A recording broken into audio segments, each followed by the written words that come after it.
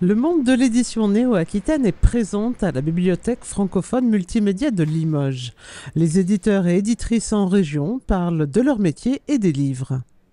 En Corrèze, après 7 années de publication du journal La Trousse corrézienne, la maison d'édition La Mérule est née après un concours de nouvelles en 2020. On voulait faire de la fiction, parce que la réalité dépassait la fiction. Donc on s'est dit qu'on allait partir dans la fiction. Mais sans se poser d'autres questions que ça, que notre envie d'éditer des livres avec l'envie de fabriquer cet objet et de fabriquer de la légitimité culturelle en Corrèze. Nous, on fait de la littérature. On pourrait être à Paris, mais on est en Corrèze, voilà. Et on essaye de fabriquer nos livres en Corrèze, de les faire corriger en Corrèze, de les éditer en Corrèze, de les imprimer en Corrèze. Mais pour le coup, après, on prend la meilleure littérature qui soit, quoi.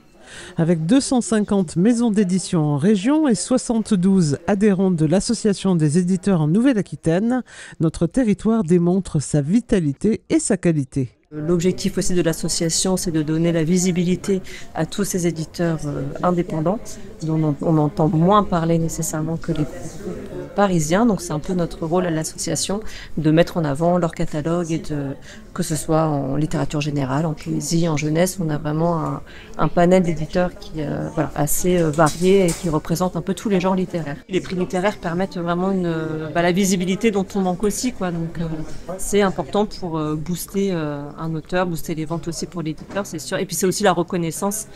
Montrer aussi qu'il y a une belle diversité aussi en région et sur l'édition indépendante et que les médias parlent beaucoup des gros, mais que aussi chez les petits, et c'est pas péjoratif quand je dis petits, mais qu'il y a aussi plein de belles choses à découvrir et il faut en parler.